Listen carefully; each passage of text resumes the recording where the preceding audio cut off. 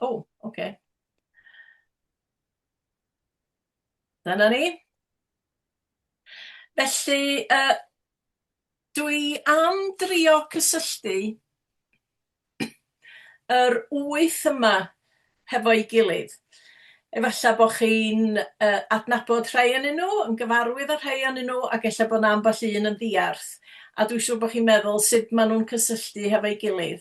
Wel, dyma fy nehongliad i o hynny 'di hyn. Wel, yn enedigol, mi ydw i o'r Fron, un o bentrefi'r chwareli yn Nyffryn Nanlla. Ond mi symudon ni i Ddinbych pan oeddwn i'n 10 oed. Ar rhyw 2 filltir o'r Fron, mae Rhosgadfan, ac un o'r Rhosgadfan, wrth gwrs, oedd Kate Roberts. Ac roedd hitha hefyd wedi ymgartrefu yn Ninbych. Mi ganwyd hi yn 1891 a'i magu yng Nghaergors. Bwthyn a thyddyn chwarelwr cyffredin ar y llechweddau uwchlaw Dyffryn Nanlla ger Caernarfon. Y llecyn hwn luniodd ei dychymyg hi, ac fe arhosodd gyda hi ymhell wedi iddi adael cartra yn 19 oed. Mae Caergors bellach dan reolaeth cadw, ac mae ar agor fel rhan o'i rhaglen teithio tywys. Mi eithon ni, sef mam a dad a finna, yn aelodau i'r un capal a Dr Kate, sef y capel mawr yn Ninbych. Ac yn y capal hwnnw, y brwydrodd hi i sefydlu Ysgol Gymraeg Dinbych. Roedd cael Ysgol Gymraeg i Dinbych yn fatar enaid iddi, dyma'i geiriau hi, yn fatar enaid iddi, ac roedd unrhyw un a wrthwynebau broses achub yr iaith yn golledig a thwp. Wan roedd rhai o wragedd y blaenoriaid yn gwrthwynebu'r syniad yn llwyr, a Dr Kate, fel ysgrifennydd y pwyllgor, yn cael ei hanwybyddu gan rai o'r chwiorydd. Y pwyllgor a orfu, ac agorodd yr ysgol yn festri'r capal yn Ionawr 1961. Rhoddodd agwedd wrth Gymreig rhai o ferched y capel mawr nofel i Kate Roberts hefyd, sef Tywyll Heno. Stori oedd yn cyplysu hanes gwraig gweinidog a'r iselder mawr a'i gyrrodd i'r ysbyty meddwl. Ni allai Kate Roberts ddiodda y lle mawr fel gelwyd yr ysbyty gan rai. Ond ysbyty Gogledd Cymru oedd cyflogwr mwyaf dre pan symudon ni yma, ac roedd llawer o bobl ddwad wedi ymgartrefu yn Ninbych i weithio yno. Ac un hir mi oedd festri'r capal yn rhy fach i'r Ysgol Gymraeg, a chodwyd Ysgol Newydd Sbon i'r disgyblion, ac yn Ebrill 1968 agorwyd Ysgol Twmor Nant. Ac ar y diwrnod oedd hi'n agor, dyna'r diwrnod gychwynnus i yn yr ysgol, a mi dreiliais i ymlwyddyn ola ysgol gynradd yn Ysgol Twmor Nant, cyn symud i Ysgol Uwchradd Glan Clwyd, sydd newydd ddathlu i phen blwydd yn 70. A digwydd bod, mi o'n i'n cychwyn yn Glan Clwyd, y diwrnod oedd hi'n agor ar ei safle presennol yn Llanelwy, ar ôl tua 12 mlynedd yn yr Rhyl. Felly, mi fys i'n lwcus ofnadwy yn yr addysg ges i yn y 2 ysgol yna, ac yn Ysgol Fron cyn i ni symud hefyd. Ond mi oedd Kate Roberts hefyd yn un o sylfaenwyr cangen Merched o Wawr yn Ninbych. Roedd gan bawb ryw barchedig ofn tuag ati hi, ond heblaw am fod yn un o blant y capal, doedd yn llwybra ni ddim yn croesi fawr tan i mi fynd i'r brifysgol ym Mangor i astudio Cymraeg.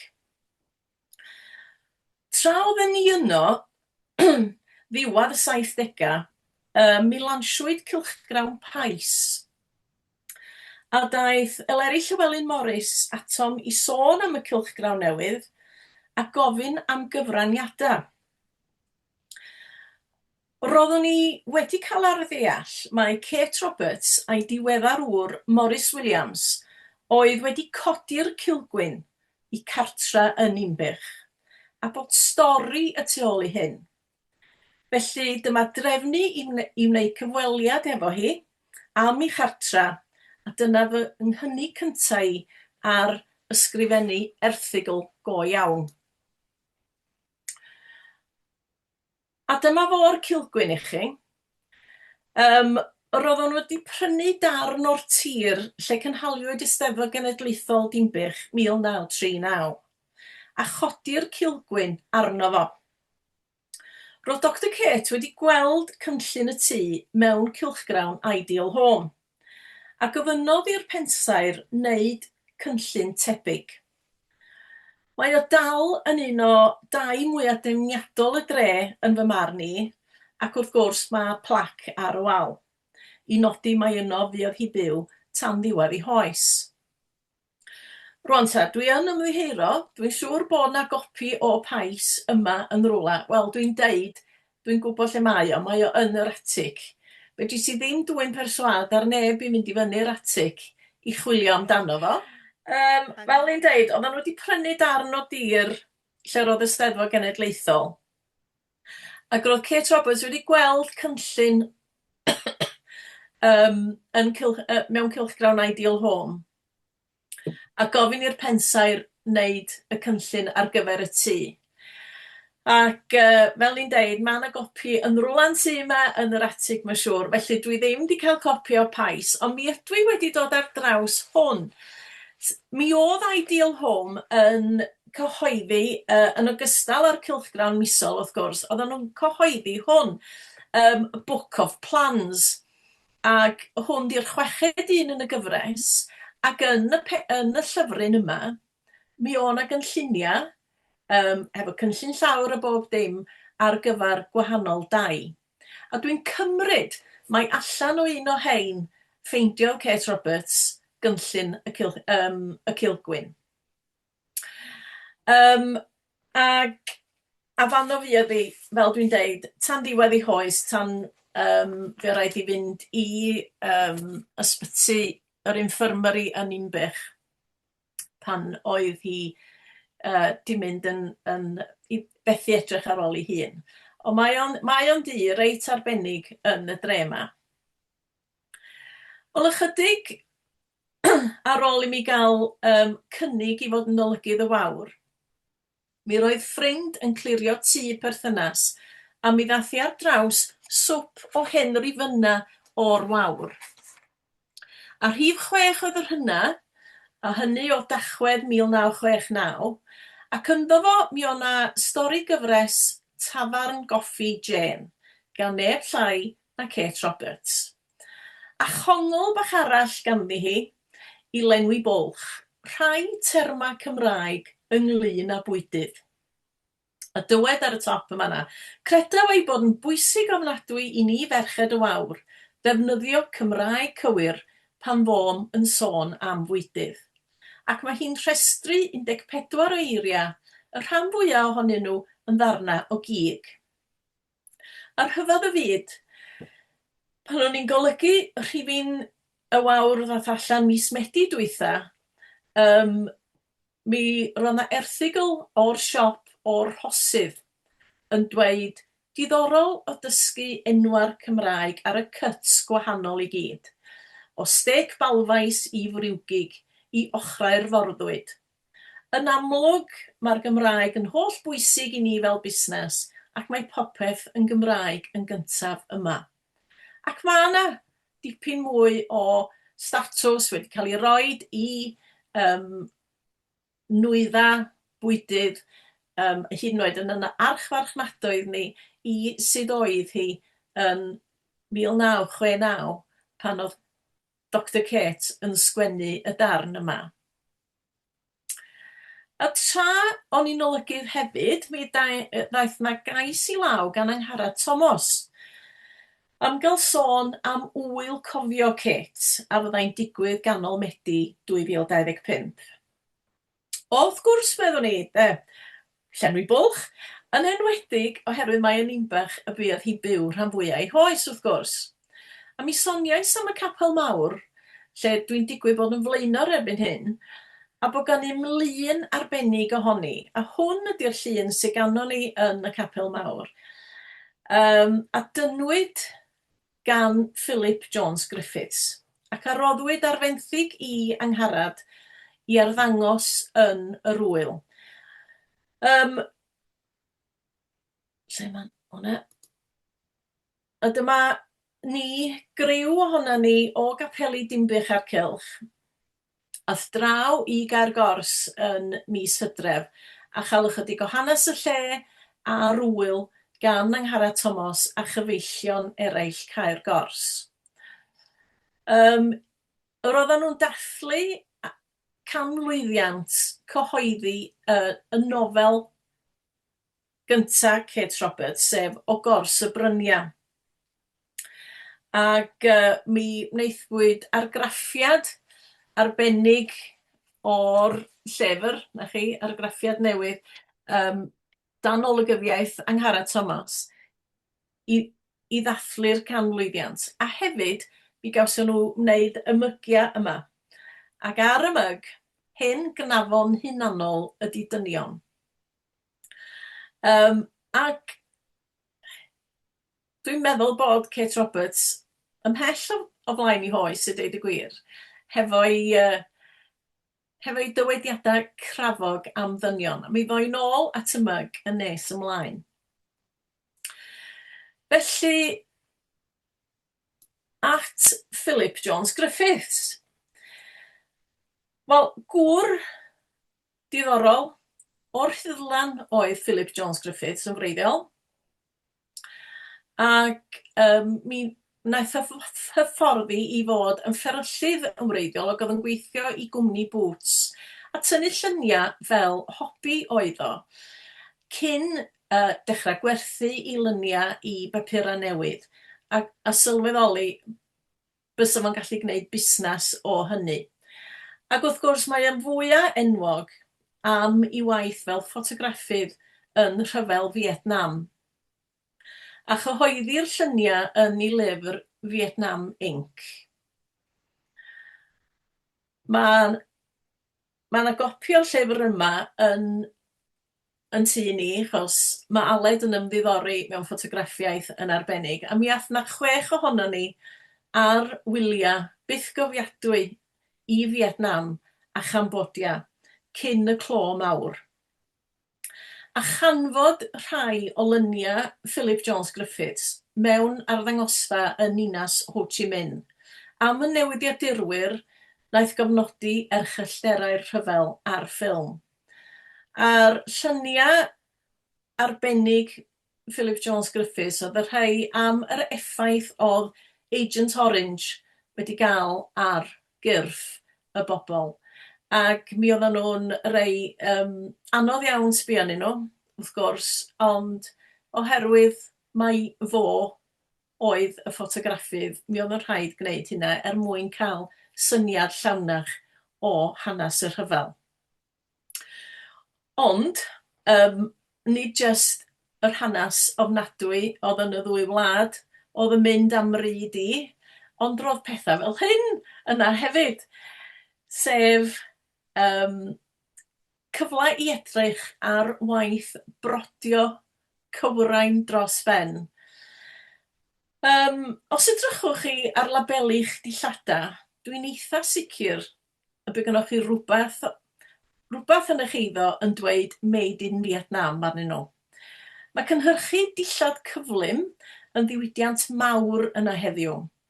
Ond fel llawer gwlad arall, roedden nhw'n arfer addurno dillada gyda brodwaith cain.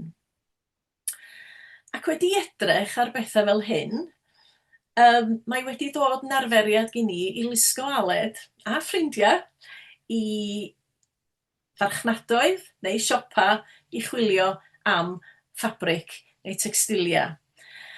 Ffabric i wneud clytwaith a chwiltio, gan mai dyna ydy fy mhrif ddiddordeb i wrth gwrs. Ond triwch i ddeud wrth werthwyr mewn marchnad yn Fietnam mai dim ond dipyn bach da chi isio, nid llathenni o'r stwff. Ond serch hynny, mi nes i lwyddo i brynu sidan i ddod adra. A 6 mlynedd yn ddiweddarach, mae o'n ddiogel yn y dror yn aros am y prosiect cywir. Drwg ydy, os da chi'n prynu, neu os dwi'n prynu defnydd o rwla arbennig, yna dwi'n gyndyn iawn o roi siswrn yno fo, sa dwi'n gwybod bod o'n brosiect arbennig, a dwi'n dal i aros am y prosiect i ddefnyddio'r sidan. Wel, yn ôl at un o gyfeillion Kate Roberts, wrth gwrs, oedd Saunders Lewis. Ac mewn llythyr at y fo y cyffesodd bod sefydlu ysgol Gymraeg yn fater enaid iddi hi. Wel, gradd yn y Gymraeg sydd gen i, ac athrawes Gymraeg oeddwn ni cyn ymddeol. Mae gen i 2 fab, Iolo ac Armon. Garmon oherwydd mae geiriau Saunders o'r ddrama Buchedd Garmon yn fy nghyffwrdd i bob tro dwi'n ei clywed nhw. Garmon, Garmon, gwynllan a roddwyd i'm gofal, yw Cymru fy ngwlad, yw thraddodi'n plant ac i blant fy mhlant yn dreftadaeth dragwyddol.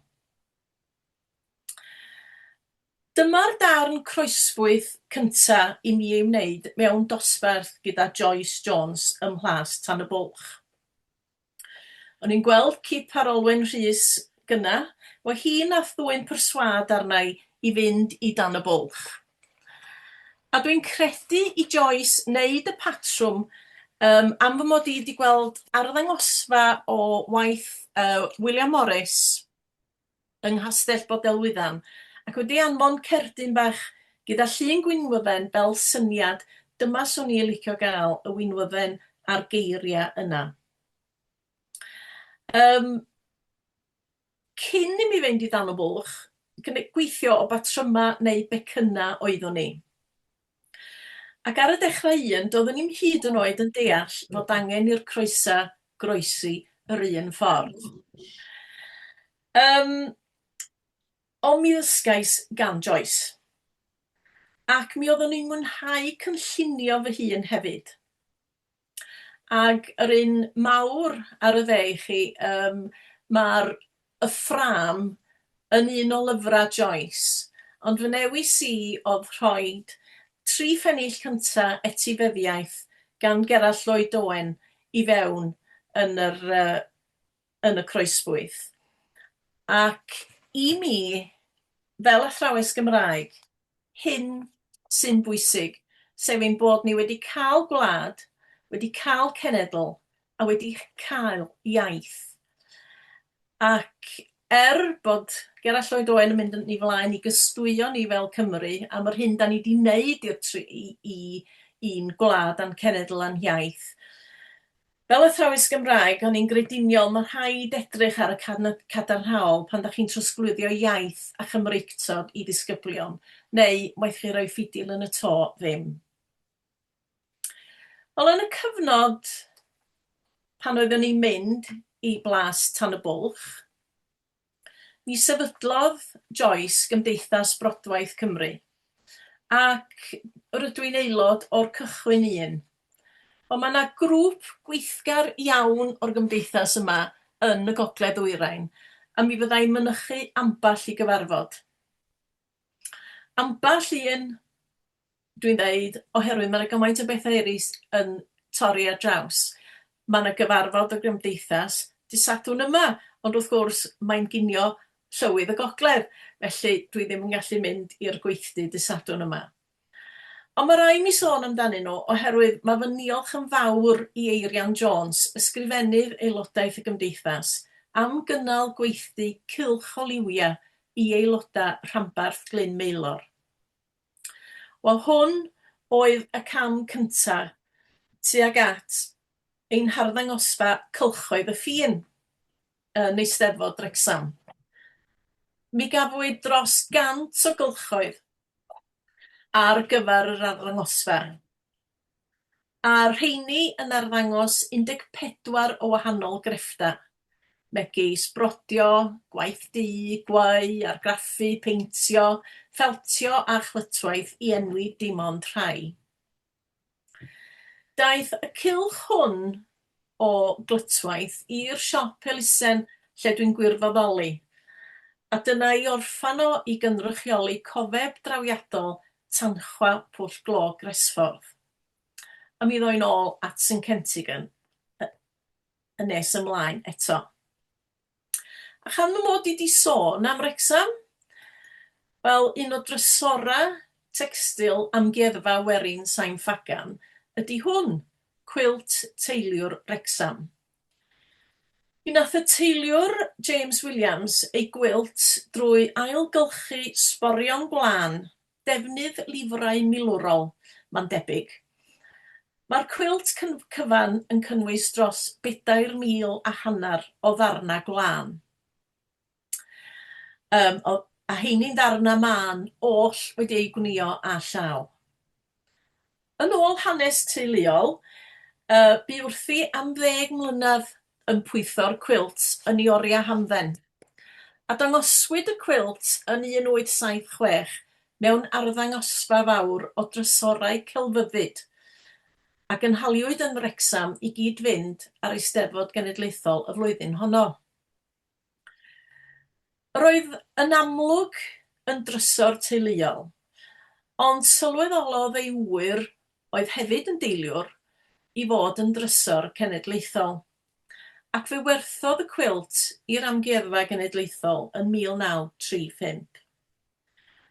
Mae cynllun y cwilt yn brawf o ddawn creadigol James Williams yn plethu gorchestion fel yr oes fel Bont y Borth i fyny fanna ac traffordd cefn yn fan hyn a straeon beiblaidd fel y Creu, Arch Noa, Jona a'r Morfil, ac ym mhob cornel mae blodau yr bedair deyrnas, sef yr ysgall, y cennin, yr meillionen a'r rhosyn yn fanna.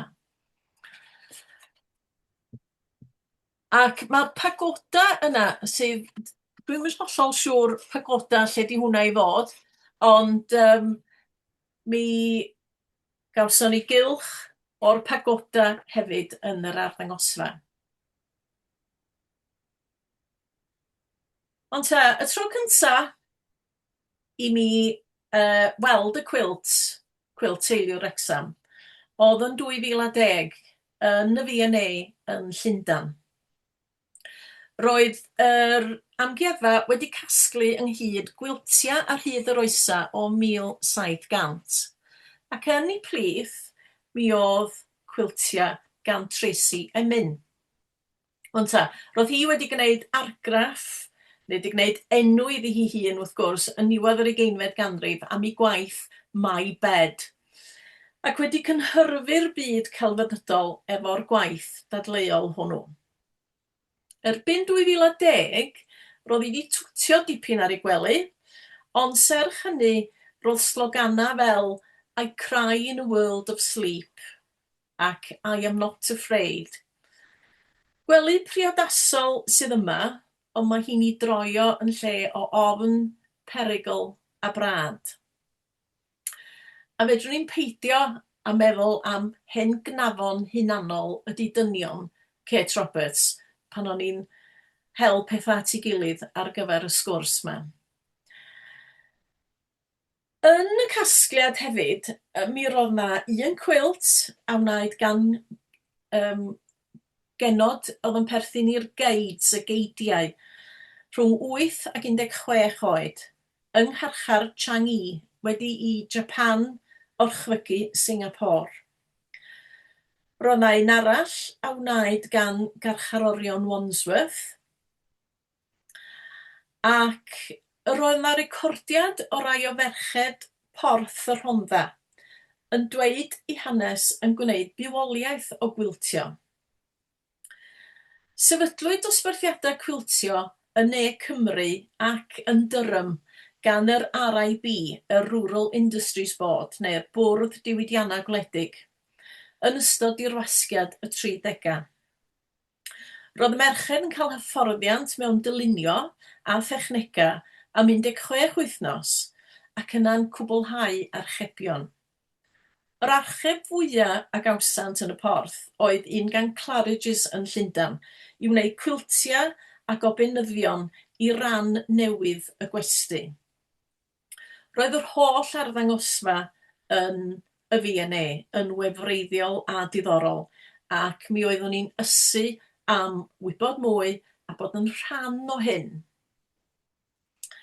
Wel, mi ddaeth y cyfle ychydig ar ôl yr arddangosfa pan nes i ymuno efo cwiltwyr Dyffryn Clwyd. A mynychu dosbarth dechreuwyr efo Bethan Hughes. Mi o'n i wedi gwneud cwilt a llaw pan oeddwn i Mangor ar ddiwedd y 70au, pan oedd defnyddiau Lor Ashley yn cael ei gwerthu mewn pecynna yn gorhad. Ac ar ôl gwneud y cwilt, byth eto, meddwn ni. Do'n i'm yn mynd i wneud cwilt a llaw. Ond rwan, fel nath Bethan ddangos mi, gwneud cwilt a chlytwaith ac chwiltio gan ddefnyddio peiriant gwnïo oedden ni'n mynd i wneud. A mi oedd dim digon i'w gael, ac oedd hyn yn agor drysa led y pen i mi. Wel, mae Bethan wedi mynd yn ei blaen i ddatblygu ei steil a'i harddeill ei hun, a mae hi'n creu gwaith sy'n ymateb i ddigwyddiadau megis deiseb heddwch menywod Cymru. Dyma hi yn yr arddangosfa gynhaliodd cwiltwyr Dyffryn Clwyd yn neuadd y dre Dinbych mis Medi y llynedd.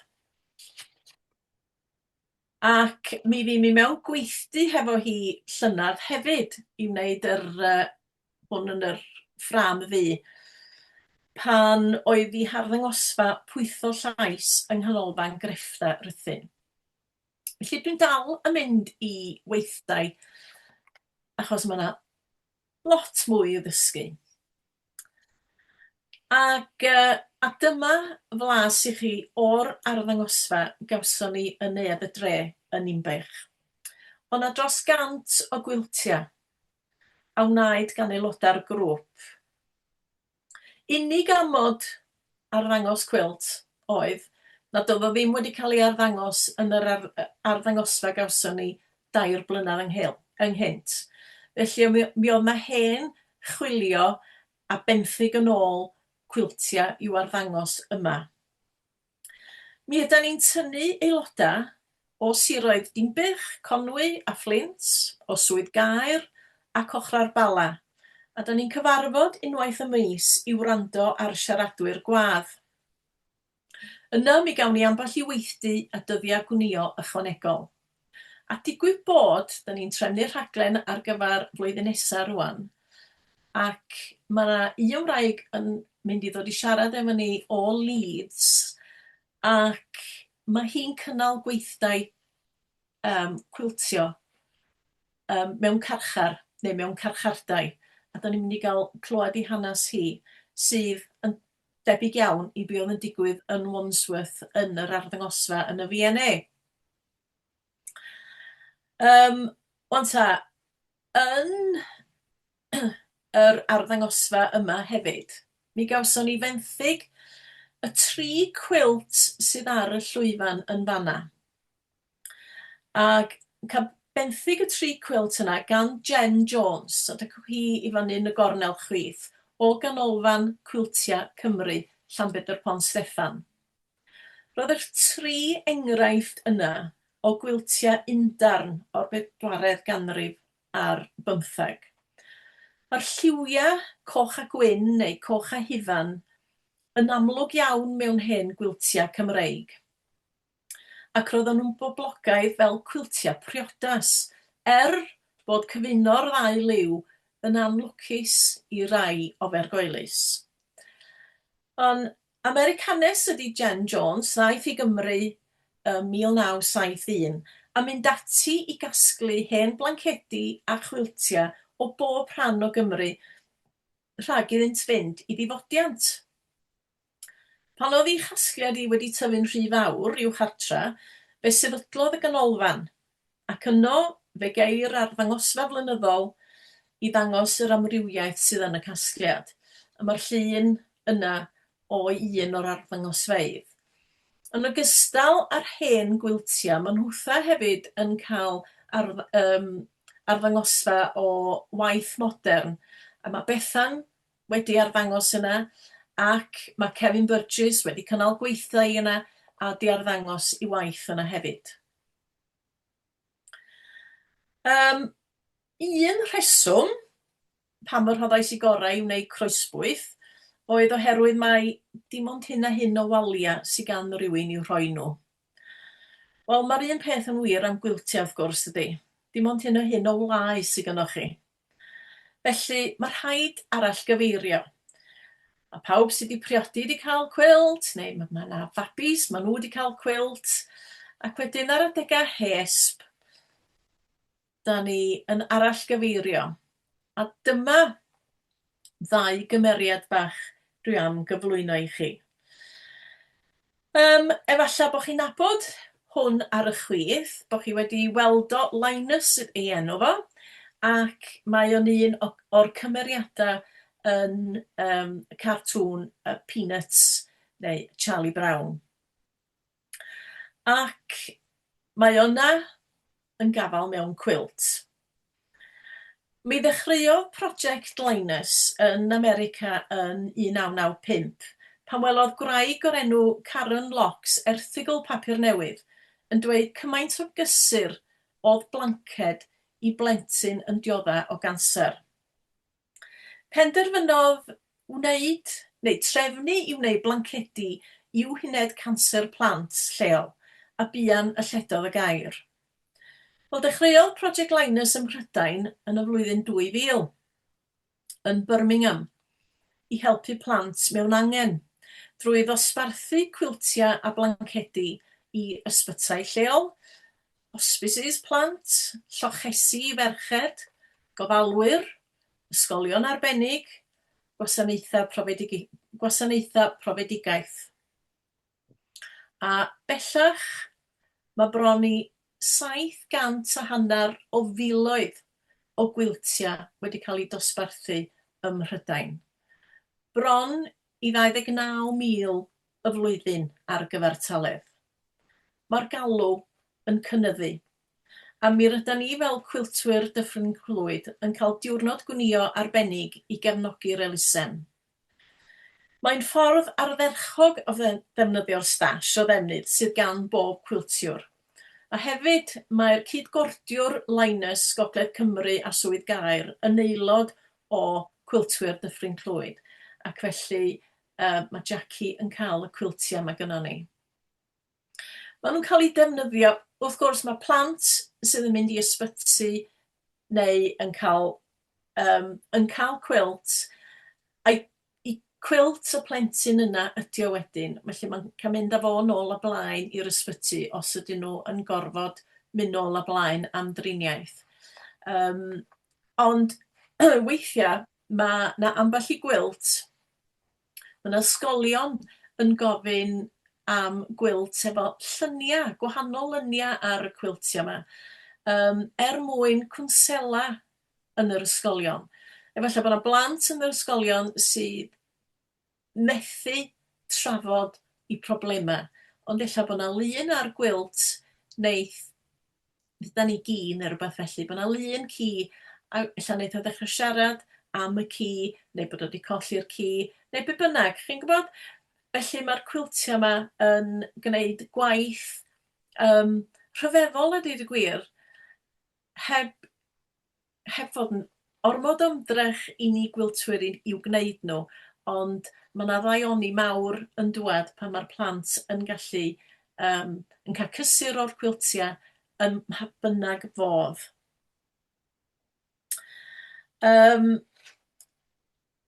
Dwi ddim yn gwybod beth enw'r dyn yma, ond dyn ifanc ydi o. Ac mae'r elusen yma, Quilts for Care Leavers, yn agos at yng nghalon ni.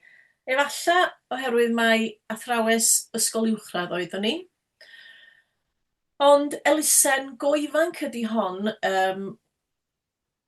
sy'n rhoi cwilt i bobl ifanc sy'n gadael gofal, yn aml heb ddim. Bob blwyddyn mae yna 11,000 o bobl ifanc dros 16 yn gadael y system gofal ac yn symud ymlaen i'r byd mawr, yn aml heb fawr o gefnogaeth nag eiddo. Y syniad ydy gwneud hug, coach iddyn nhw mewn cwilt hir a chul. Mae'n, fel ni'n deud, elusen go ifanc sefydlwyd yn 2018 gan wraig o'r enw Maggie Lloyd Jones. Ac mae hi cydweithio hefo tima gofal awdurdodau lleol, prifysgolion a cholega, ac elusennau eraill sy'n cefnogi rhai sy'n gadael gofal.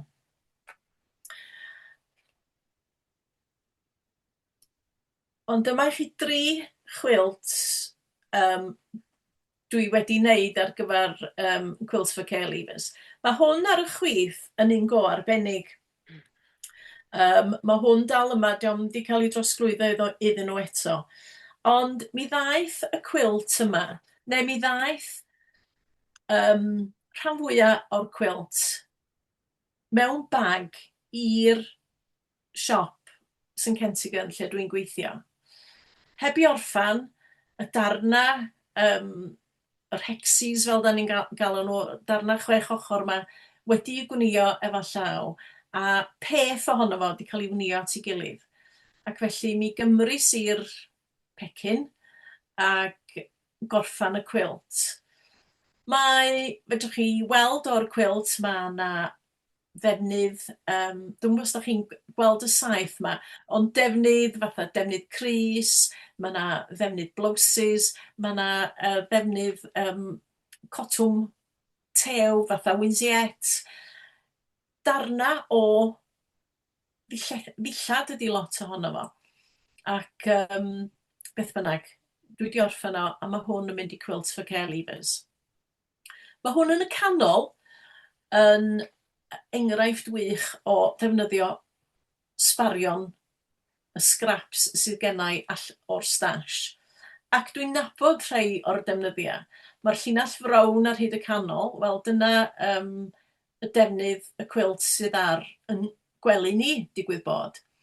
Mae'r rhes uwch i ben, y rhes oren na, wel mi briododd nyth i ni yn Awstralia, ac mi ddefnyddis i liwia llachar ac defnydd efo motiffau yr brodorion ar y defnydd, felly dyna ydy sbarion heina. Felly dwi'n nabod llawer o'r defnyddiau yma. Mae hwn ar y dde yn dangos i chi, does dim rhaid chi ddefnyddio darna mân i wneud cwilt. Patrwm ydy hwn wneithwyd ar gyfer Quilts for Care Leavers. A patrwm Maggie ydy enw fo ar ôl Maggie Lloyd Jones. A mae hynna'n sgwariau go fawr, ac felly da chi'n gallu cynhyrchu yn reit handi. Da ni hefyd yn gwneud rhai bach fel quiltwyr Dyffryn Clwyd, dechrau baglu dros yng ngeiriau wan. Da ni hefyd yn gwneud rhai bach sydd tua 2 droedfadd wrth 3 droedfadd a hanner i fabanod sydd yn mynd i'r llyfrgell ar gyfer sesiynau dechrau da. Felly mae heini hefyd yn cael eu cwilt arbennig iddyn nhw, ac mae'r gwasanaeth yna hefyd yn gwerthfawrogi y cyfraniadau maen nhw'n gael gan y cwiltwyr. Ac felly, dwi'n dod at y llun ola, neu'r sleid ola, ac dyma'r cymeriad ola, sef Frank Lloyd Wright. O be mae hwn yn ei wneud yma, meddach chi? Mae Rhys yn gwybod, ond mi na i egluro. Dwi'm yn gwybod llawer amdano fo, dwi'n nabod yr enw wrth gwrs, ac yn gwybod i fod o'n bensaer byd enwog. A'i daio yn rhan o dreftadaeth byd UNESCO. Ond mae gen i y darn yma yn y canol sydd yn ddarn o frethyn iddo fo gynllunio'n arbennig ar gyfer ei dŷ o'r enw Taliesin. Roedd o'n falch o'i wreiddiau Cymreig ac arwyddai'r y teulu oedd y gwir yn erbyn y byd. Fe gynlluniodd ac mi adeiladodd o y tŷ cyntaf o'r enw Taliesin ym 1910 yn Wisconsin, America, a mi nath un arall yn Arizona yn y 30au, a chynllunio'r dodrefn a'r tecstilia i'r lle. Felly dwi'n cymryd o hwn o'r 30au. Ac fysa chi byth yn deud hynny o edrych ar y patrwm, achos mae o'n hynod fodern a deud y gwir. Wel, mi fuon ni yn Copenhagen ar wyliau. A mi eithon ni i amgueddfa ddylunio Denmark. A be oedd ar y wal ond hwn, yn hongian yn un stripyn hir, y defnydd Taliesin, a'r gair Taliesin ar hyd y selfais. Davies yn ddiweddarach, gredwch chi ddim, ond be oedd yn cael ei werthu yn arwerthiant Cymreig Rogers Jones, sef un o hysbysebwyr o Wawr, o darn o ddefnydd Taliesin. A dyma fo. Felly mae yna fwy nag un ffordd o brynu ffabrig pan da chi ar wyliau. A mi lwyddus i gael hwn yn yr ocsiwn, a mae yn hongian ar wal y tŷ cw. Felly, da ni newydd fod yn Amsterdam, fel mae'n digwydd bod, a do mi ffeindis i siop gwiltio yn fanno hefyd. Y malaid wedi hen arfer, a mae o'n ddigon hapus yng ngadael i yna am eithaf off i dynnu lluniau yn rwla arall. Ond dyna ni, felly o gychwyn gyda cynllunio y Cilgwyn yn Umbech a Dr Kate, dwi'n gorffan hefo cynllunio Taliesin, ac dyna diwedd y sgwrs. Mae groeso i chi ofyn cwestiynau, a mi driai ateb nhw, a mi driai ddod allan o fan hyn hefyd. O na, dwi'n eisiau neud yna.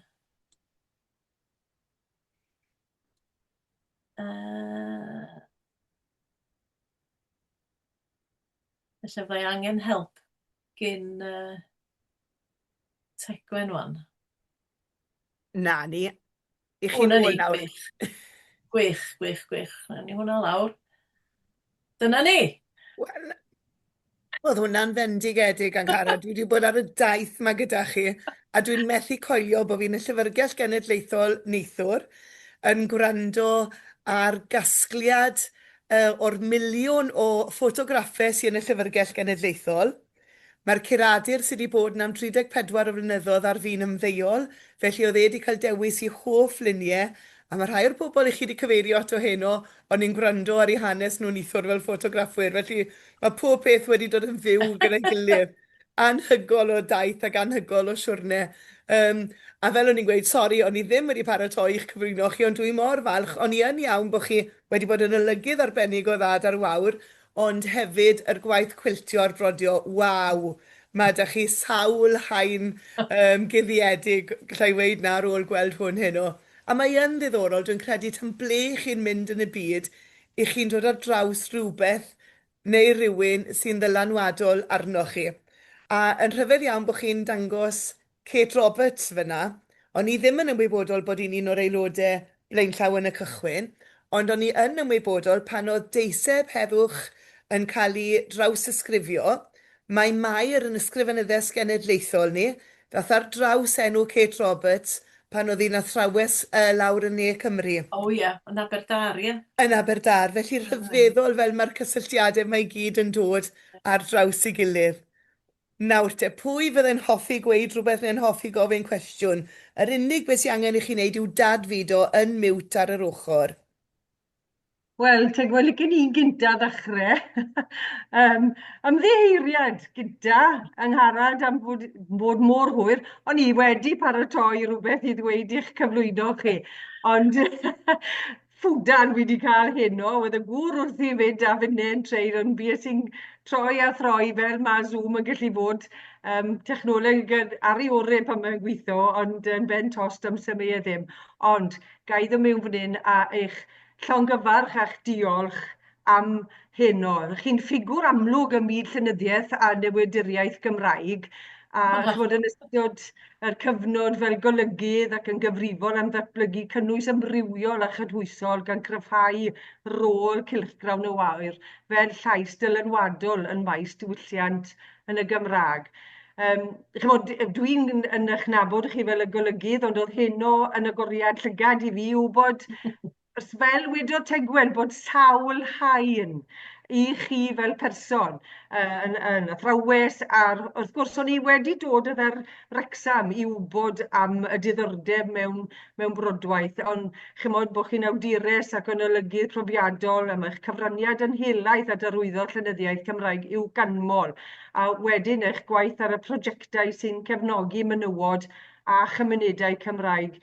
Wel, mae'n glod i chi. Ac ar ôl i ni glywed heno, chymod am yr cwiltiau ar gyfer yr achosion da i chi'n gwneud, wel, gai eich diolch chi a'ch llongyfarch chi am brwydro mlaen gyda rhywbeth arall ar ôl llanw'r tŷ gyda gymaint o gwiltiau. A fel ni'n gweud, mae'r gŵr yn gweithio dim ond gwmaint o hwylo, ond mae fe'n gallu rhoi yn walydd y tŷ ma fynd.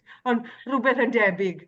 Ond chymod, a i ni gyd yn ddico ambell i cwtch, a llai ddim meddwl am rhywbeth gwell na cael cwtch gyda cwilt sydd wedi cael ei wneud mor dda, mor brofiadol. So, ar ran ymddiheurio, diolch a'ch llongyfarch chi ar noswaith hyfryd. A diolch i chi am fynd i'r amser i roi'r holl luniau a'r gwybodaeth at ei gilydd i'n diddori ni heno. Diolch yn fawr iawn, iawn i chi Angharad. Croeso, croeso. Mae yna Angharad Rhys arall yn sgwennu yn golwg ag ar Cymru Fyw a ryw bethau felly. Ac nid y fi ydy hi. A dwi eisiau gwybod pwy ydy hi, deud y gwir yna. Ysgol mae'n newiddiadurau go iawn lle, nid rhywun yn potsian fatha fi. A chi yw'r unig un i fi, no? O, diolch yn fawr. Mae sylwadau hyfryd yn cael ei rhoi i fyny. Pawb wedi mwynhau'n fawr heno. Os rhywun y cwestiwn i ofyn i Angharad? Na i ofyn i'n cwestiwn bach arall, Angharad. Oes da chi hoff ddarn o waith i chi'n bersonol wedi creu? A pam? Wel, oes y dweud gwir. Y cwilt nes i pan... nes i gychwyn cwiltio yn 2010. 2013, mi oedd Iolo'n priodi. Ac reit, prosiect, mi na i gwilt i Iolo a Lisa. A mi ddilynis y cyfarwyddiadau i'r llythyren. Mae rhywun wedi deithau cynt, dwi'n mynd all y busnes cwiltio yma. Da chi'n prynu defnydd ac yn ei dorri fo'n ddarn a man, a wedyn i'w wnio fo'n ôl at ei gilydd i be? Wel, dyna nes i Iolo a Lisa. Torri, gosod, ac oedd y cwilt yma yn anfarth erbyn mi orffen. Ac oedd ymheiriant gwnïo bach i. Do'n am gobaith caneri y medrwn ni roed o drwy'r peiriant i'w gwiltio. Felly, o'n i bron yn acra beth dwi'n wedi wneud, a digwydd bod yna aelod yn cwiltwyr Dyffryn Clwyd oedd yn gwneud yr cwiltio braich hir yma, y long arm quilting, a mi nath i gwiltio fe i mi. A hwnnw ydy fy hoff gwilti, achos, un mi gymrodd oriau, ond hefyd mae'r lliwiau, wneith y lliwiau barach, chi'n gwybod, yn mynd i fynd allan o ffasiwn am byd felly. Felly hwnna ydy fy hoff gwilti. Y cynta waith i chi ddeud. Y cynta go iawn. Ie. O, am hyfryd. Falle bod rhai ohonoch chi'n dilyn ni ar Facebook hefyd. Mae cwilt wedi cael ei wneud. Mae haf gyda ni ma heno. Mae'r cwilt yma wedi cael ei greu gan haf a'i chryw o ffrindiau. A hwn fydd y wobr gyntaf yn y sioe fawr eleni. Felly diolch eto i bobl sy'n dal wrthi'n brysur yn cwiltio. A hefyd mae yna aelod arall yn y gogledd wedi wneud cwilt mwyaf arbennig efo rhibannau bron gancr. Felly bydd hwnnw hefyd yn wobr yn hwyrach yn y flwyddyn, siŵr o fod yn y penwythnos preswyl. Felly, i ni mor falch bod gymaint o dalent yn perthyn i Ferched y Wawr a bod pobl yn hapus i rannu talentau hefyd. Mae'n arbennig iawn yn o'r Angharad. Wedwch chi hynna gyda'r gweithdai i greu'r cylchoedd. Pwy mor hapus oedd pobl i ddod ynghyd a dysgu sgiliau wrth ei gilydd hefyd. Ie, mi oeddan nhw, ac yn... ond ofn oeddan nhw, ai dyma'n yr unig beth da ni'n mynd i wneud. Wel, na gnewch be bynnag da chi isio, be bynnag ydych dawn chi. Yr unig beth dwi'n dweud ydy mae rhaid o fod mewn cylch. Ac felly, mi ath pobl a gwneud pethau bendigedig. Ac yn ddiddorol iawn, yn Steddfod yr Urdd, fyddwch chi'n gweld arddangosfa, mae pob cangen y chlwb yn Sir Fôn wedi creu cylchoedd yn cynrychioli i ardal nhw yn Sir Fôn, ond yn defnyddio hen sgarffiau. Maen nhw wedi ailgylchu'r sgarffiau i greu'r cylchoedd newydd yma. Felly bydd hwnnw'n arddangosfa arbennig dwi'n edrych mlaen i weld hefyd pan greiddwn ni Steddfod yr Urdd. Chi? Ie. A nifer ohonoch chi sy'n yma heno hefyd wedi bod yn crosio a gweir blodau pinc, positifrwydd pinc, a mae'r ddwy ffrog bron yn barod, felly mi fyddwn ni'n dadarchuddio'r ffrogiau yn gynt na'r disgwyl. Bydd hynny'n digwydd yn yr wyl haf yn Machynlleth, cyfle i'r aelodau weld nhw gyntaf cyn bod nhw wedyn yn teithio i Llanelwedd, lle fydd y stondin yn positifrwydd pinc gyda ni. Yeah. Gai hefyd dweud yr anodyn cyn Tegwen ymsywed ti'n gweud am gwilt sydd gyda yn Ynys Môn ar y Steddfod yr Urdd. Mae'r Garreg Glas hefyd, mae Ranbarth Penfro wedi creu myrlun a prosiect ar gyfer Caffi Beca oedd yn reiddiol bod pob cangen yn pwytho rhywbeth oedd yn cynrychioli i hardal nhw a wedd yn gysylltiedig gyda'i cangen nhw. A i ni wedi wneud rhywbeth tebyg sydd wedi, chymod, fydd ar gael i weld yr un gwreiddiol yn mynd i gael ei hongian yn Caffi Beca, ond fydd yna gynrychiolaeth o popeth sydd wedi cael ei greu yn y stondin y Merched y Wawr yn ystod y Steddfod y Garreg Glas. Hefyd mae hwnnw, chymod, wedi annog tipyn aelod, sawl aelod yn Ranbarth Penfro i fynd ati bwytho, gan gynnwys fi. Oedd heb wneud wedd ymfusau wedi mynd yn froi, chymod, o disges i tipyn. O'n i'n cynrychioli cangen Merched y Wawr crymych.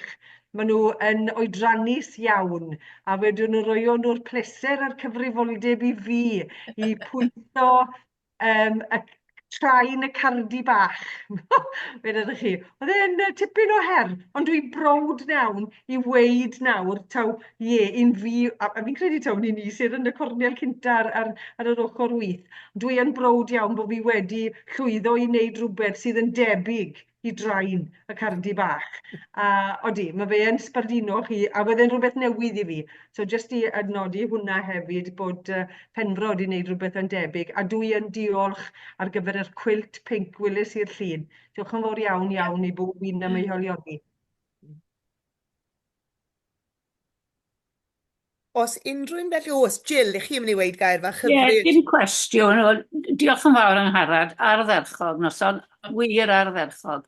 Dim ond dweud, dwi wedi dangoswch i'r croesbwytho a gwynllan y roddwyd yn gofal.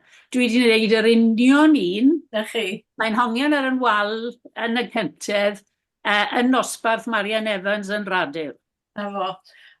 Mi nath Joyce werthu'r patrwm wedyn fel kit mewn ffordd. Pan oedd y Cymdeithas Brodwaith pan oedd gynnon ni stondin yn Steddfod, mi o'n ein amflynyddoedd ac oedd hwnnw yn batrwm oedd yn cael ei werthu ac yn reit boblogaidd, a wedyn wrth gwrs mi roddodd yn un o'i llyfrau hefyd. Felly dwi'n siŵr bod yna lot ohonyn nhw bellach, ond dwi'n meddwl bod o wedi gweithio'n arbennig o dda hwnna, efo'r wyllan. Yn sicr. Diolch. A dingolwg i ddim digon da bellach i wneud gwaith manwl ar y croesbwythau yma. Felly, na, mae dipyn haws efo peiriant ymlaen.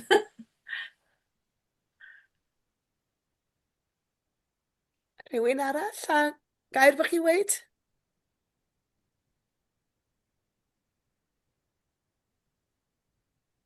Pawb yn dawel iawn hyn o pawb wedi rhyfeddu a cael noson o fwynhad pyr.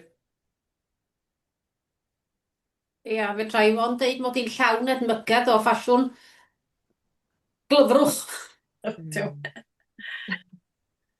Diolch yn fawr i chi, Ebrill. A mae yn rhyfeddol, fel y ganolfan cwiltio yn Llambed, bod yr menyw can wraig wedi dod yr holl ffordd draw a wedi achub yn treftadaeth ni ar raddau heleth, gyda'r casglu brwd, mynd o amgylch ffermydd, prynu'r blancedi ma oedd yn cael ei lluchio dros y gwartheg yn y shed yn aml. Mae'n ddiddorol iawn fel mae hi wedi crynhoi'n hanes ni a nawr, wrth gwrs, mae fe'n drysorfa yn y diechmod o beth sydd ar gael neu wedi cael ei wneud dros y blynyddoedd yng Nghymru. Yndi, o'n bendant, yndi. A byddwch chi'n falch iawn i glywed, dwi wedi bod yn chwilio am Frethyn Pink. Rhan o brosiect eto, ni wedi cael grant Gwendolyn Gwendolyn Margaret Davies ar gyfer elfen o brosiect Positifrwydd Pink yn Sioe Llanelwedd. Felly o'n i wedi bod lawr yn Sir Benfro yn Melin Tregwynt, ond dwi wedi bod yn blancedi Dinefwr wrthnos ddiwetha a wedi ffindio'r pinc delfrydol a Penmachno yw enw'r patrwm. Felly dwi wedi gorfod teithio'r gogledd i gael y patrwm a'r lliw delfrydol. A ni'n fawr obeithio bydd rhywbeth sbesial yn ymddangos yn y sioe efo patrwm Penmachno. Felly drychwn ni mlaen i weld beth aw nesaf yn y prosiect cyffroes yma. O, mae yna bobl sydd yn gwybod o lle mae'r patrymau yma a'r blancedi yma'n dod yn pa felin oedden nhw'n cael eu cynhyrchu. Odyn. Mae yna rei o Dyffryn Conwy sydd yn ymchwilio lot i fewn i hyn ac yn trio ffeindio enghreifftiau ohonyn nhw. O, gwych. Felly na, mae'n ddiddorol iawn, ac wrth gwrs, i rai ohonoch chi oedd ar y penwythnos preswyl llynedd, fe fuon ni lawr yn San Fagan ac eithon ni gyfle i weld beth o gwaith Cymdeithas Brodwaith Cymru yno hefyd. Felly oedd hi'n braf iawn gweld y gwaith oedd Kevin Burgess a'r criw ohonoch chi wedi wneud yn y fan honno hefyd arbennig. Ac wrth gwrs Joyce Jones wedi wneud gymaint dros y frodwaith yng Nghymru hefyd. Mae dylanwad i'n fawr iawn. Bendant.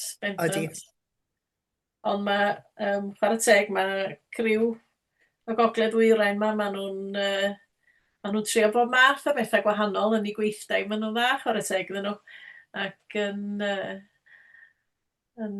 mwynhau y cymdeithasu, ynddo, chi'n gwybod, a maen nhw'n cyfarfod yn ddeddfol unwaith y mis.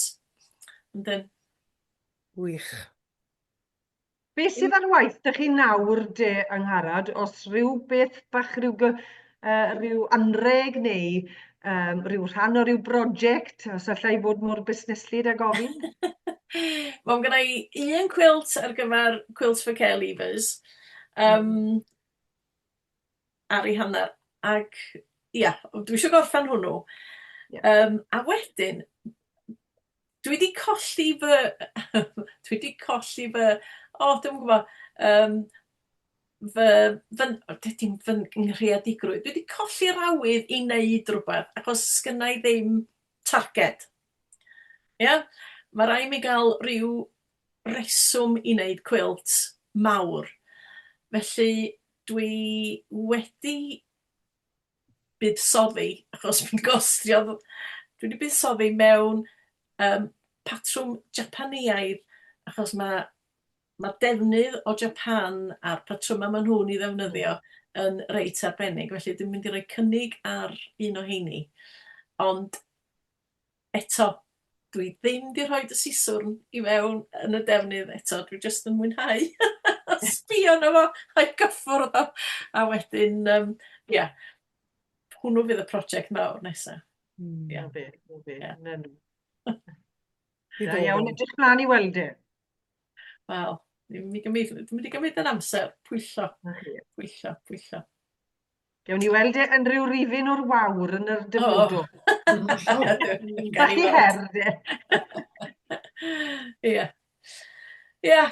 Gwych. Ga i ddiolch i chi hefyd am gynorthwyo'r llunos fel yn aros mlaen fel i solygydd gyda ni i helpu mas. Mae o hyd yn ch'mod, cael y dilyniant na i helpu o hyd yn gymorth i rywun sydd yn newydd ac yn ffindo ei thrai fel mae'r llunos yn wedi cael 2 gylchgrawn fi'n gwybod yn barod, ond Yndi, ga i yndi. ddiolch i chi am eich bodlonrwydd O, i aros mlaen. dwi'n mwynhau, mae rai fi ddeud. Dwi'n mwynhau. Ond dwi'n deud hyn o'r cychwyn, ond mae'r cynnyrch sydd yn dod i fewn gyn y cyfranwyr yn ffantastig. Chymod, a mor amrywiol. Ac maen nhw'n mynd i chwilio am y straeon yn eu rhanbartha. Mae hynna'n wych. Mae'n help mawr, yndi. Dwi wedi gweld rhifin yr haf a gallai addo i chi, mae fe'n rhifin arbennig iawn. Dwi wrth y modd da'r gwisgoedd brethyn Cymreig sy'n digwydd bod yn do fe. Ie. Mae aelod dalentog iawn, o'n i eriod wedi clywed amdani nes bod fi'n darllen yr, yr rhifin yr haf te, a gweld fel mae hi wedi mynd i goleg, i Ie. ddysgu sut mae creu gwisgoedd, mae'n ddifyr iawn, iawn, Mae'n iawn. ffantastig, yn dydi? O, gwych, a dwi'n siŵr byddwch chi gyd wrth eich bodd. Mae'n wedi cael ei argraffu, mae'r Wawr wedi cael ei argraffu ddo a heddi, a gobeithio bydde'n cael ei baratoi ddosbarthu yn ystod yr wythnos nesaf yma, felly bydd e yn y siopau erbyn Mai y cynta yn sicr. Ond crifin arbennig iawn, a dwi'n dwlu ar y clawr, merch ifanc sy'n O, yn ie? ymwneud â'r byd amaeth. Ie. Gwahanol iawn. Mae Mae'n hi'n ddiddorol hogan iawn. ddiddorol. Odi. Felly'n siŵr wneud pawb fwynhau'n fawr. Ie, dwi'n meddwl, wed. A gwych. Gwych. Wel, welai nifer ohonoch chi, rhyw 150 ohonoch chi dydd Sadwrn, Yna yng Nghynio fo. Llywydd y Gogledd yng Nghaernarfon, a wedyn welai 212 ohonoch chi lawr yn Crug Glas yn Sir Benfro wythnos nesa. Felly edrych mlaen yn fawr i gael eich cwmni chi yn y digwyddiadau, ond y dyddiad pwysig hefyd i roi yn y dyddiadur yw'r 16 o fai, dydd Sadwrn 16 o fai, a dwi'n mawr obeithio byddwch chi gyd yn gallu ymuno gyda ni yn yr Wyl Haf, yn Machynlleth, lle fyddwn ni'n dadorchuddio y ffrogiau, positifrwydd pinc. Fyddwn ni hefyd yn cael rhodd arbennig i gofio am Jill Lewis, gwobr newydd sbon yn cael ei roi ar gyfer crefft neu coginio yn yr Wyl Haf. Ac wrth gwrs mi fydd yn archdderwydd ni, mae'r Eryr Hopwood yn rhoi sgwrs i ddechrau'r pnawn. Mae'r drefen wedi newid ychydig, bydd y cyfarfod blynyddol yn y bore, a byddwn ni'n dechrau'r pnawn efo mae'r Eryr Hopwood. A gallai weid wrthoch chi, dwi'n newydd gael gwybod pwy sydd wedi ennill cystadlaethau'r dysgwyr, a maen nhw o 4 pegwn byd. Dwi eriod wedi gweld gymaint o bobl o draws y byd wedi cystadlu. Mae dros 80 wedi cystadlu, ond nifer fawr ohonyn nhw o leoliadau anhygol. Felly, edrychwn ni ymlaen i gael gweud llawer mwy ar Mai yr 16, ond mae'n gyffroes iawn ar gyfer yr Wyl Haf arbennig sy'n o'n blaenau ni hefyd. Da iawn. Ond Angharad, diolch o galon i chi am heno. Dim ond gweld y sylwadau, mae pawb wirioneddol wedi ymwynhau. Felly diolch o galon i chi gyd. A diolch i ti Bethan, sori bod ti wedi cael problemau technegol o'n i yn. Diolch i ti, Tegwen, ond ddim anol a fi'n grac, a wy'n i wedi rhoi tyma bach o ymdrech mewn i baratoi, ond diolch i ti am gymryd i ddechrau'r noswaith bant. Ond na ddrwg gyda fi am yr anhawster, ond diolch Angharad am noswaith arbennig ar ran pawb. Iawn, croeso siwr. Welwn i chi dydd Sadwrn. Edrych mlaen yn fawr. Diolch o galon pawb. So os rwy'n moyn aros mlaen i siarad, mae croeso i chi wneud. Hei, Haf. Haia, ti'n iawn Angharad? Dwi'n oce.